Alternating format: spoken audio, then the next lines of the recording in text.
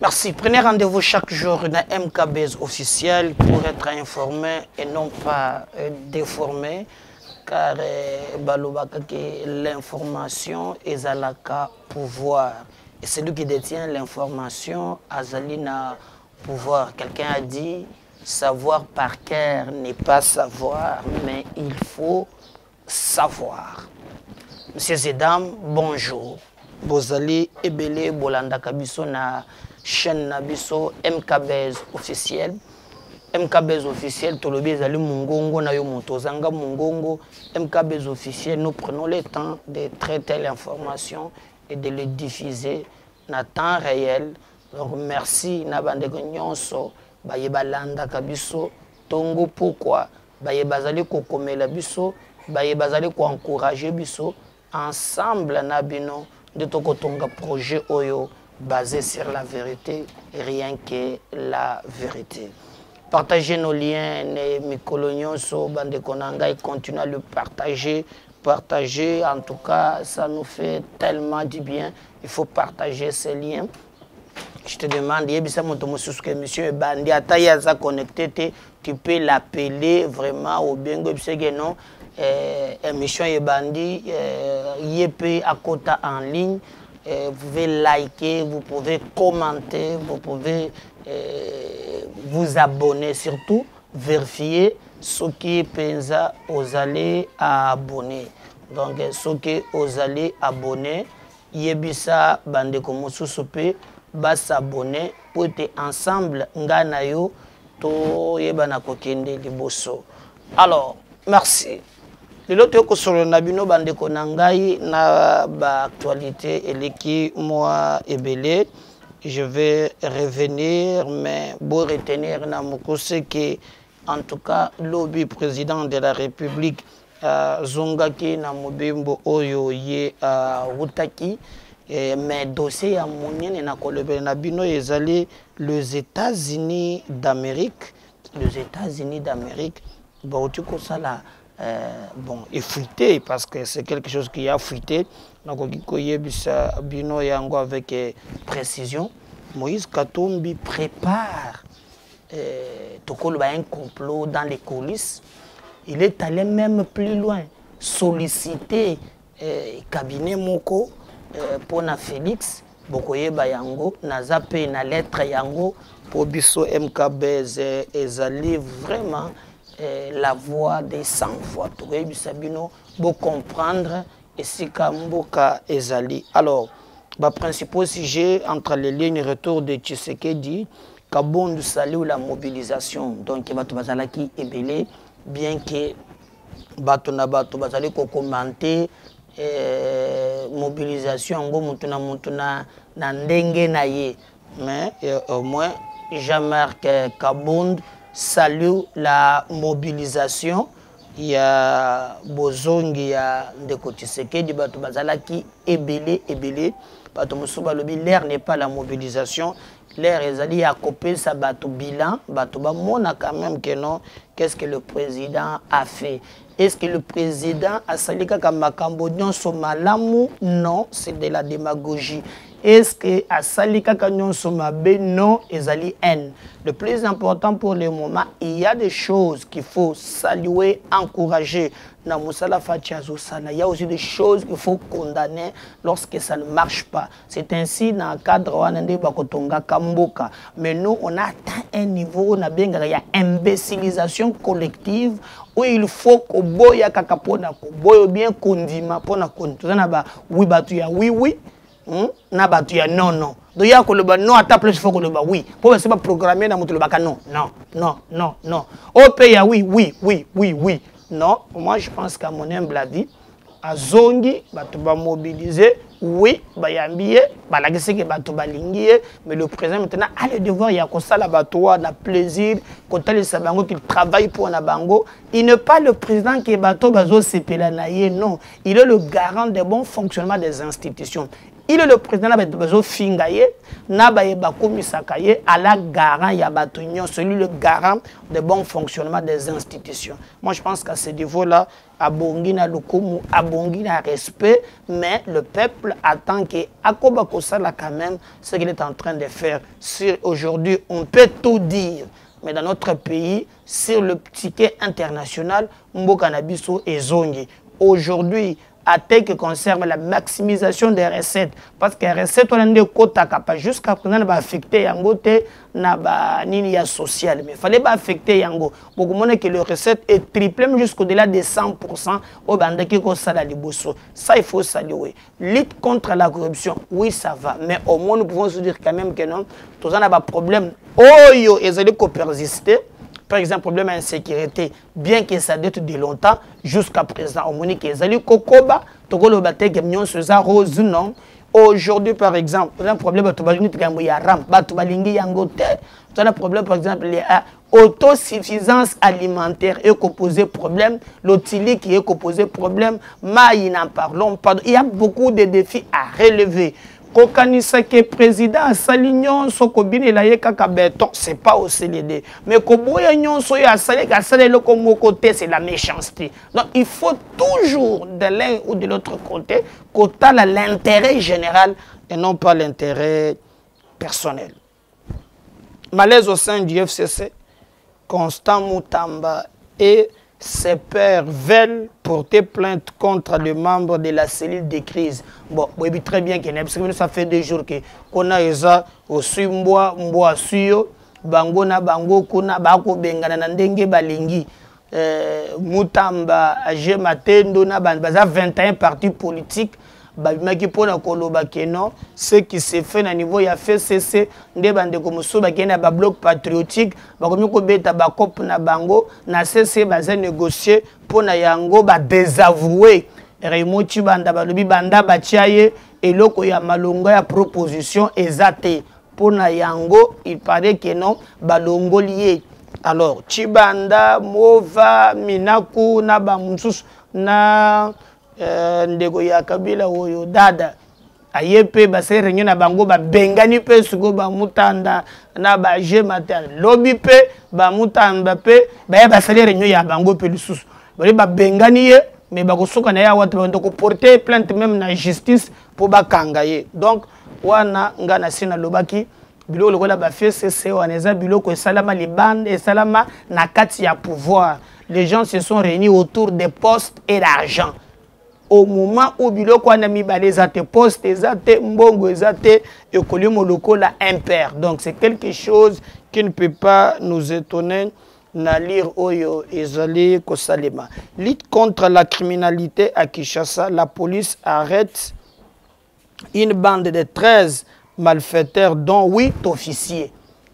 Bakamone komi belé na Kinshasa awa donc okufanda boye muntu azo changer mbongo bakote na minduki ba braquer ba zwimbongo bakokote la kabato na bandako.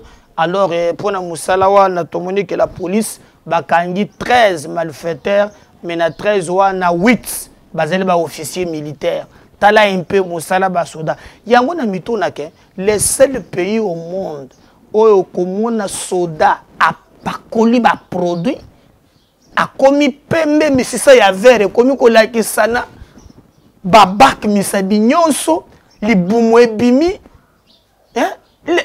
yo so mona wapi na mboka je sais pas sur ba mboka boza wana bako yembaka bakonzi ya ba armée bako baka bango na ba musicien moso la ki soki esprit de nini donc c'est quel pays ça?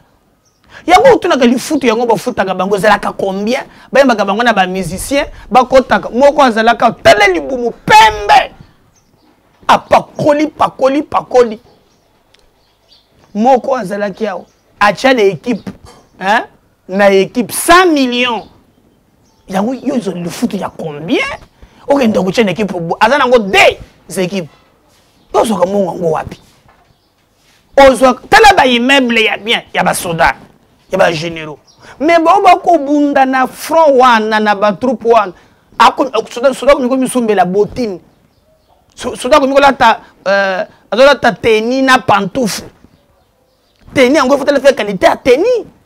Tenir, c'est la câble, mais il comme un pembe. Mais l'argent détourné toujours na banine. Tala ta banquette monsieur là. Oui que ba kangi mais parmi les 8 là, 8 va ça officier. Et ali motema couper sa biso pas ba ndeko na ngai. Voilà mais quelques grandes lignes auto ça qui na yango alors. Toko ta sikoyo na sujet na biso oyo toko lobela lelo. En tout cas bandeko na ngai lobby président de la République à Zongaki. A Otaki naye bamboka côté ya Zalaki. Alors, il a été réussi na bato moi mingi. Tout le monde qui bato bazali belé. Mais union sacrée oyo ekomende ngambo. Makambo oyo ngana lobaka mbala mususu bo comprendre que na bandiko lobango kala bandeko na ngai botala na lakisaki na émission moko elekaki ke na ba émission nyonso eleki il y avait déjà un problème. J'ai plaidé bameka kobunda babongisa union sacrée. Po na yebi bakambo ezali ebele cadre moko batia yango en place bakomisa yango soit méga moko plateforme ndenge tozalaka peut-être na FCC ou bien de tozalaka na bato bazalaka na MP bato bakozalaka na ba regroupement na bango mais na kati wana bayeba tie union sacrée. Je savais. Lobby botani na aéroport. Bomonaki drapeau mo côté ya INC. Oui. Drapeau mo côté INC zalaki. Mais moi c'est ce qui m'étonne ezali que non seulement que bayete mais bazo prétendre nous apprenons que baza na réunion na CC. Je vous ai posé la question. Lorsque bazo attaqué na Bukavu Kamera zolo bao muntu moko te ya parti ameka ko commenter likambwana. Oh. Pourquoi y a bimi alobi ndenge wana? N'y a-t-il pas quelque hein? C'est comme si on a mis funda indirectement. Wana ezali muke. Moïse Katumbi. C'est de lui qu'on parle. Bomoni mikolole kia nazo pesa bino document moko oyo nakotanga na bino boyeba makambo Katumbi azosala. Maintenant si lui peut être dans l'opposition, il a la capacité ya kokendaka pembeni kolukaka moyen ya konuire baninga. Mettez-vous à sa place. Ceux qui ont le levier ya pouvoir c'est qu'on fonde batino sur ici. Akoma kapapa wa roba musantu wa kusantu saka batu. Atala John Numbu masumu na ye limbisami alongoliye. Atala Kalev masumu na ye limbisami acheye kotoyo. Donc à santu ici ba criminel. En fait si vous regardez en lui vous sentez que ils ont la dose moko ya ba calcul purement personnel. Personnel, oui, personnel. Mais ce qui m'étonne, bande konangai, autiko ça la déclaration, abandonner la ligne rouge à l'Iboso, et boina bouyami balé. Et bolanda qui ba révélation ya Peter Kazadi ou ya lobby keno bakenda kakokuta na interdiocésain nde bazalaka ambongo chole naye basololaka. Comment bakoloba ke Félix a échappé bango te bato banji bakite. Donc on a tchele bino voice on a soki na luki yango na ko tchele bino yango. Mais na banda bona likambo ya sika na yelu bino. Ezali participer mao. Soit vous quittez carrément tobi ki assez à longo na ye. Comment opposant comme ça que le pouvoir yeba que non en face de nous il y a un opposant que de faire le malin. Comme si ozali na kati, mais na kati wana wali ko preparaka makambu ya se pona kobundisa bokonzi. En tout cas oyo ezali nango malamu te, ezali kopesa biso pasi na mawa. Eza malamu te, eza malamu ata moke te, ata moke te. Katumbi aluki cabinet moko, cabinet wana bakei po bakotisa ye na département Afrique ya États-Unis. Qu'est-ce qu'il a fait? Akobima na Congo, akoti na Zambie. À partir ya Zambie, on va te le bagager peine parce que pour ça makamboni, les choses de la solo, de la solo. C'est à partir de là, fuite bimi que yé à rejoindre les États-Unis, musala kokende akokende ko fonda régime en place. Selon makambo kokende le kuna lobi kakende ko funda bango pona violence contre l'église catholique. Na batermo bango balobi na démocratie zali en péril. Avant d'atteindre bino document na kombo ya bato kende komona. Ce qui m'étonne, Katumbi aujourd'hui est avec Kabila. Les catholiques sont avec Kabila dans bloc patriotique. Est-ce que akoki ko comparer le deux makambo mibale azuna tango ya Kabila na tango ya Félix? Yango na monaki, il y a un lien. Tant que Mouni Kada Lobi a une insécurité. Et Katumbi va aller aux États-Unis qu'on fonde Félix que nous avons que la catholique n'a banni. Il y a un lien. C'est que Makambu Peter Lobi qui nous basse la cabaret apparemment cause l'ensemble. Dans ces pays, on a profané les églises. Dans ces pays, Balanda Basango, dans ces pays, Bakota, hein, je crois que je vais la vidéo, Sango, Kanga, Beta, je crois que ça, ceux qui Paul Badiagade, ceux qui Badiagade, ceux qui ont Sango, Kamata, Beta, c'est dans ces pays. Alors, quand il parle de la violence, oh basali, j'ai condamné moi-même quelques inciviques. Oh bakendeki ko beta mabanga na résidence ya Mbongo, c'est condamnable. Et to senga même bakanga ba malfrère wana. Mais généraliser ça. Na étendue mbimba ya Congo, il y a combien de parents sur l'église catholique? Nous y a mona kikeno, basali vraiment ko attaquer l'église catholique comme il le pense. Et à Kende Koluka même mettre le régime en accusation en utilisant ce soubassement vers les États-Unis et ça lui passe. Bon, moi, je suis autant que le Bombashi. À côté de l'ambassadeur des États-Unis, à côté de l'Union européenne, lui pense qu'avec ce lobbying extérieur, il ne peut pas utiliser ça pour développer le Congo, mais il peut utiliser ses contacts diplomatiques pour affaiblir le Congo au détriment de ses propres intérêts, ce qui est anormal. Mais je préfère que tout temps vraiment Mel Oyo et pour tout bande qu'on a vu moko, il y a politico.cd source mususu yango wana bazupe nini wana na kutuna zotanga na article bango basali balobi RDC. Comment Moïse Katumbi planifie une tournée aux États-Unis. C'est un article au bassin de la rédaction à Bango en novembre 2021. Donc déjà les 4 novembre.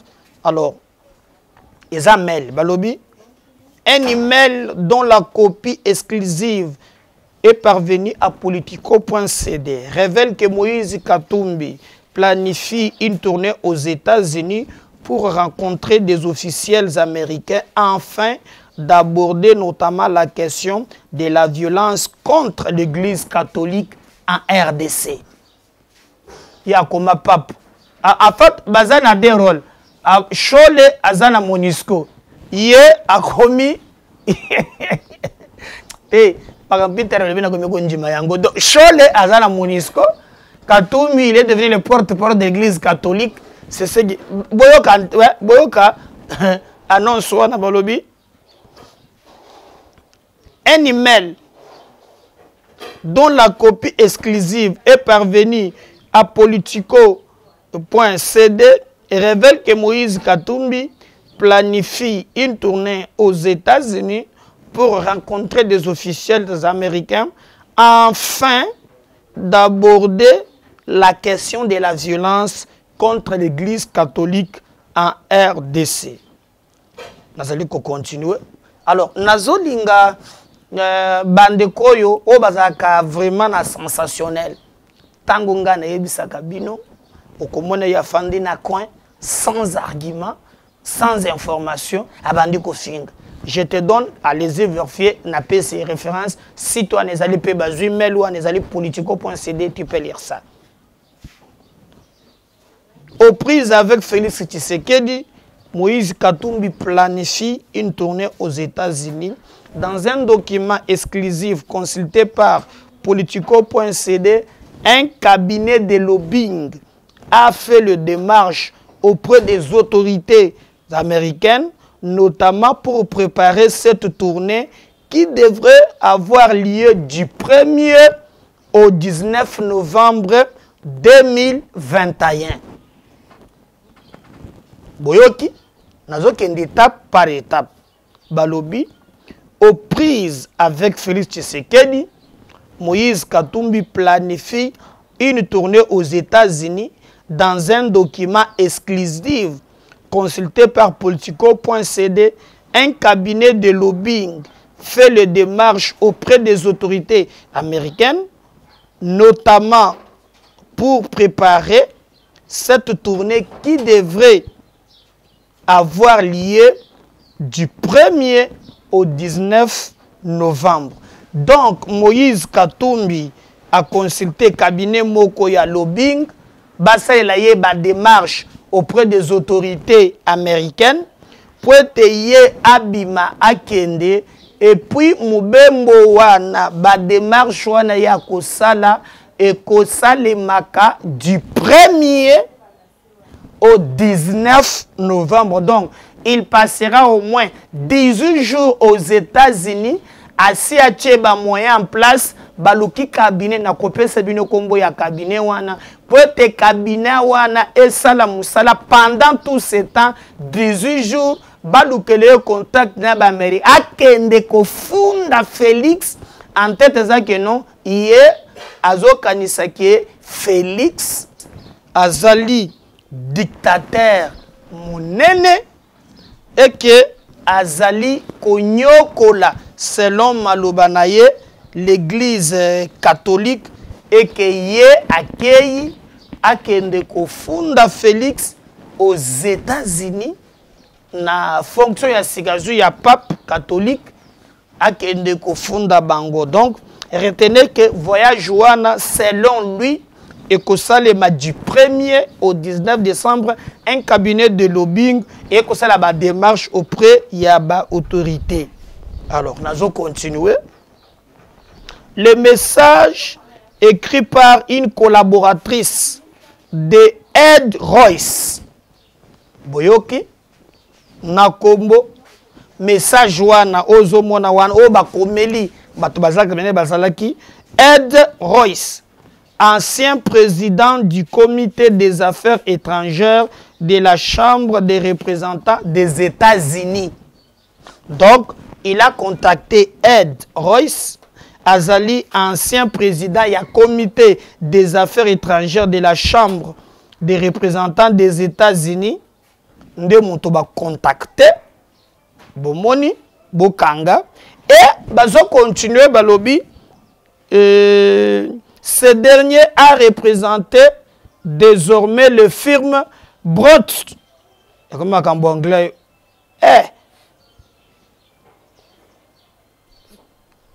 Anglais magasin. Donc, bon, Brot qui travaille pour Moïse Katumbi. Bomoni, Donc, alors, on va vous mettre même le document en question. À Lobi je parlais avec les affaires consulaires qui m'ont indiqué que le meilleur procédure était d'obtenir un rendez-vous pour vous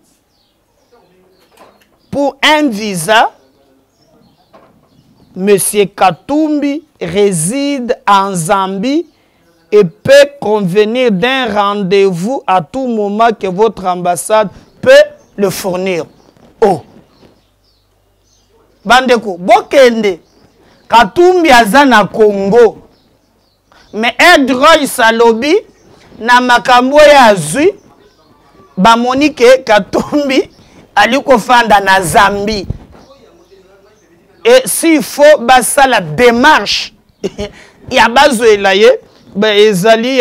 besoin de na Zambie. Je peux continuer. Je vous écris. Là maintenant, c'est Madame Edroy Salobi. Je vous écris au nom de Monsieur Katumbi. Il a récemment soumis sa demande de visa pour un B1/BD pour voyage aux États-Unis. La date du 1er au 19 novembre, car il a des réunions urgentes à Washington DC. Yoka Katumbi, azana ba réunion urgente na Washington DC. Nous, en collaboration des collègues de King's Pledging,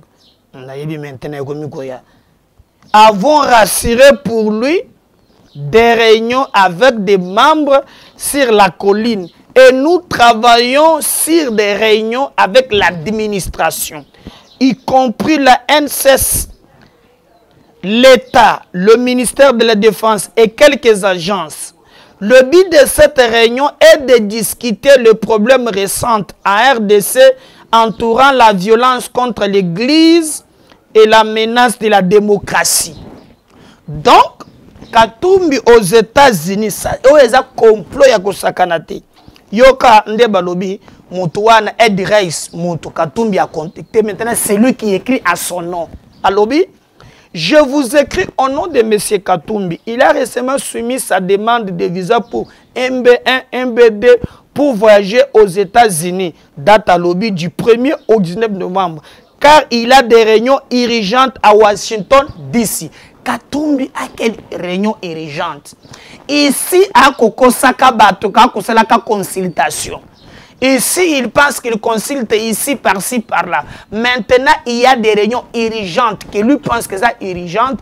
À Kolobatek et Babomi Bato, lui, qui donne la force aux criminels politiques et sanguinaires, lui qui soutient John Numbi, lui qui soutient Caleb, lui qui soutient Bao Bazali Kobo, mais pense que Awa violation ezali et Azo Senga a le en toute urgence. Et Sengelia Kende aux États-Unis du 1er au 19 décembre pour la réunion à Washington. Alors, lui, nous en collaboration avec des collègues de King et Spreading avons assuré pour lui des réunions avec des membres sur les collines et nous travaillons sur des réunions avec l'administration. Là, c'est l'administration Trump, y compris la NSCC, le ministère de la Défense et quelques autres agences. Alors, quand Makamboya, ministère de la Défense, et côté Nakati, et côté armée, donc il faut préparer quelque chose, donc on a coup d'État. Hein? Ce qui m'a dit le ministère de la Défense c'est côté Nakati et Tali Mandouk ça qu'il faut comme un schéma ya coup d'état ndeto zokende ah Félix Afongola Miss ah Félix Afongola Miss bako préparer nyo wana même na ministère ya Défense. Je continue. Ministère de la Défense et quelques autres agences. Le but de cette réunion, dis-moi, si quoi y est ministère de la Défense, à quoi y a pour défendre la catholique, chose à la déjà na MONUSCO. sikoyo bozoke ndoko siko ministère de la défense des États-Unis et ya ko salanine boyoka. Le but de cette réunion est de discuter des problèmes récents à RDC entourant la violence contre l'Église et le menace à la démocratie, explique Smart Carl, qui se présente comme collaboratrice de Ed Royce dans le même message. Le message en question est destiné étrangement à un haut fonctionnaire de l'ambassade des États-Unis en Zambie. Hein? Katumbi Penzako, ah, yo cause la paix, na bamboke bele boete na vie, non andenga mabete. Donc, au lieu biso beke tout ça na monto, mais comme président na biso, mais makambo na ye on adresse ezangate, bino botiaka quoi, kende na site ya politique.cd au cause document authentique. Makambo ezota na réflexion na ngaité. Le message est adressé maintenant à l'ambassade. Le message en question est destiné étrangement à un haut fonctionnaire de l'ambassade des États-Unis en Zambie. J'ai parlé avec les affaires consulaires et AIB qui m'ont indiqué que la meilleure procédure était d'obtenir un rendez-vous pour un visa, puis travailler avec le poste pour accélérer. Monsieur Katumbi réside en Zambie et peut convenir d'un rendez-vous à tout moment que votre ambassade peut fournir l'exception du lundi 25 octobre. Katumbi tozanaye ao. Hein? Dondi mutu azaka perpe mutu na yoki mutu fanda kanaye ao. Mais ao balobi ka fanda kana Zambie. Ah, tofan ndio kuna zana Zambie. Même pour kende ko sala makambo ne ana besoin azana besoin passeport na bisote. Passeport ya Zambie ko sili sela ye makam pap abimi. Suko église catholique le vrai église catholique ya Zambie te église catholique ya mboka na biso. Atabino moko bande ko nangai. Toloba o toloba te atabino moko olimbisa ngai. Et bon, il faut faire la urgence le 25.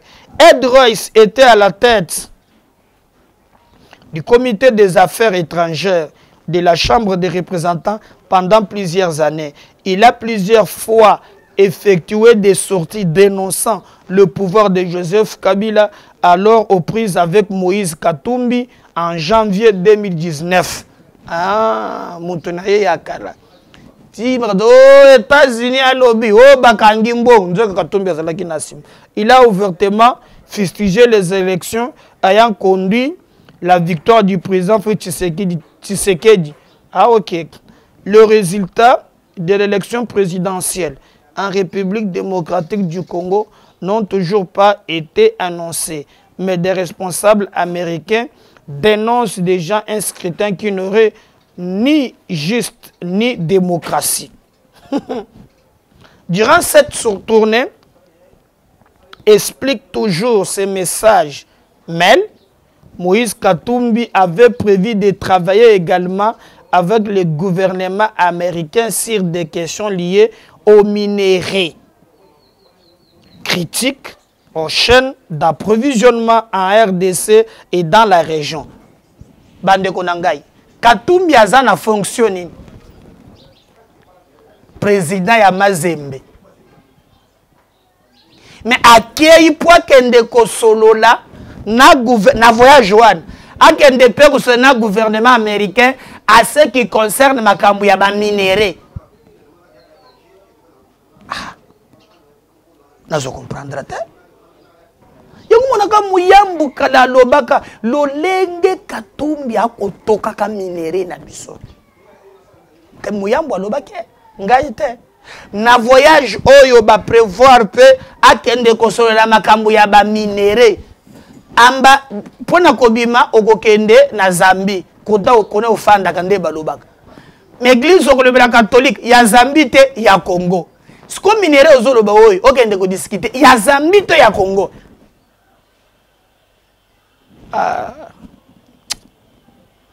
Na bandele boyoka.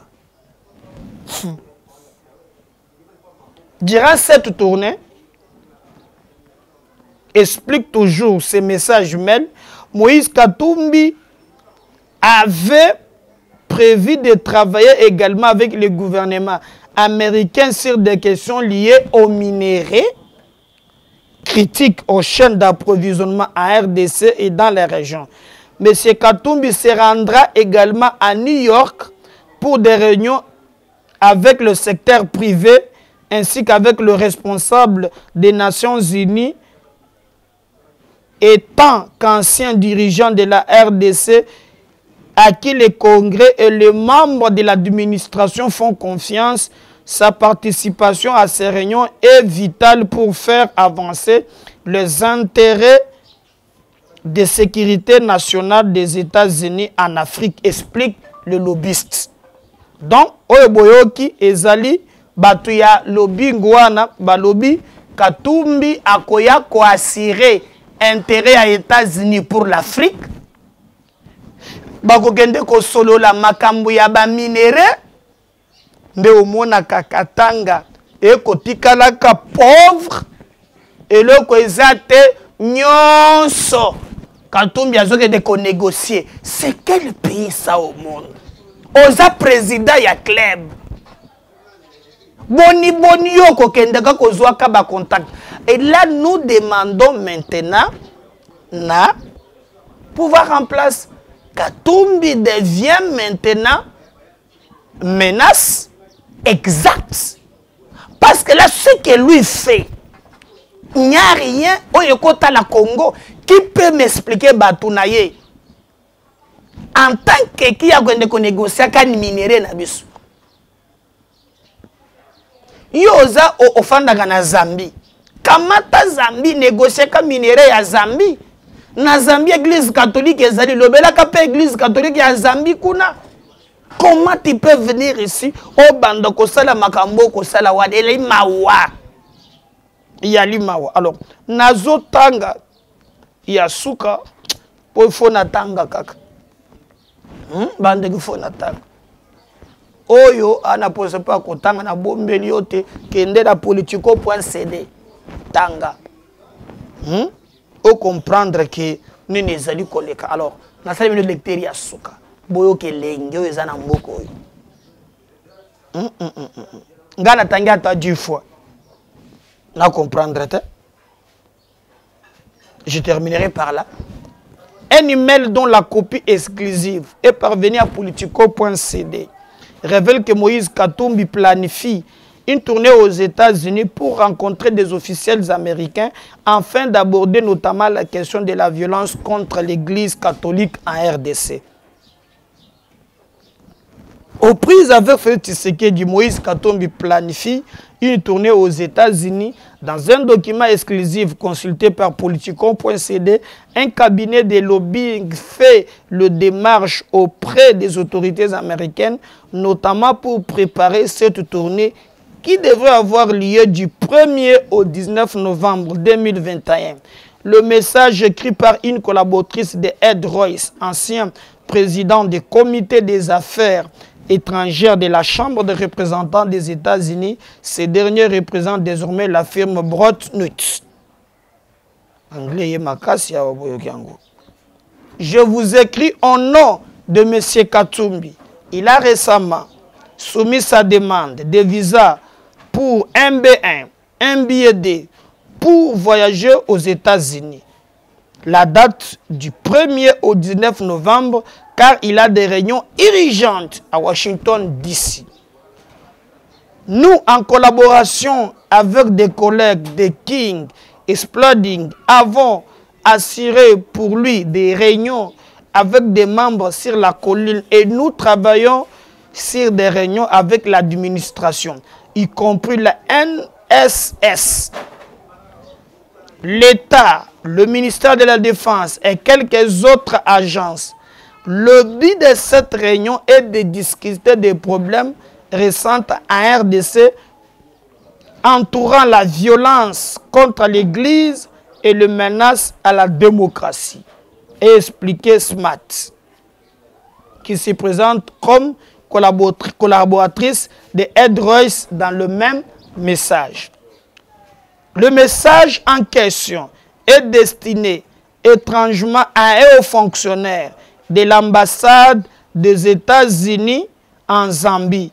J'ai parlé avec les affaires consulaires EIB qui m'ont indiqué que la meilleure procédure était d'obtenir un rendez-vous pour un visa, puis de travailler avec le poste pour l'accélérer. M. Katumbi réside en Zambie et peut convenir d'un rendez-vous à tout moment que votre ambassade peut fournir, l'exception du lundi 25 octobre. Voilà. Ed Royce était à la tête du comité des affaires étrangères de la Chambre des représentants. Pendant plusieurs années, il a plusieurs fois effectué des sorties dénonçant le pouvoir de Joseph Kabila, alors aux prises avec Moïse Katumbi en janvier 2019. Il a ouvertement fustigé les élections ayant conduit la victoire du président Félix Tshisekedi. Le résultat de l'élection présidentielle en République démocratique du Congo n'ont toujours pas été annoncés, mais des représentants américains dénoncent déjà un scrutin qui n'aurait été ni juste ni démocratique, avait-il dit. Durant cette tournée, explique toujours ses mails, Moïse Katumbi avait prévu de travailler également avec le gouvernement américain sur les questions liées aux minéraux et aux chaînes d'approvisionnement en RDC et dans la région. M. Katumbi se rendra également à New York pour des réunions avec le secteur privé ainsi qu'avec les responsables des Nations Unies en tant qu'ancien dirigeant de la RDC à qui le Congrès et le membre de l'administration font confiance. Sa participation à ces réunions est vitale pour faire avancer les intérêts sécuritaires nationaux des États-Unis en Afrique, explique son lobbyiste. Wazana mato ya koyoka ayoka. Donc, il faut que Katumbi a levé maintenant l'option. Il y a un ministère de la Défense pour renverser le régime en place. Et c'est au régime de s'assumer de comprendre que l'homme qui est en face de vous ne travaille pas, il n'a pas d'état d'âme. En tout cas, il a levé l'option d'aller avec vous jusqu'au bout. Moi, je suis en Zambie, donc, si vous avez Zambie, même la démarche, c'est la Zambie. Mais l'église catholique, il y a Congo. Minéré, il y a Congo. Rédisance, Zambie. Pardon. Attention. Dieu garde le Congo. Mais yo pe tango zotal. Kanisa quand même qui est aux abonnés. Pardon. Abonnez-vous. Partagez. Nazozela toujours. On a besoin de votre soutien. Oui, besoin de votre soutien. Continuez à vous abonner. Likez et commentez. Si Dieu ne revenait pas, moi je reviens. À la prochaine. Bye.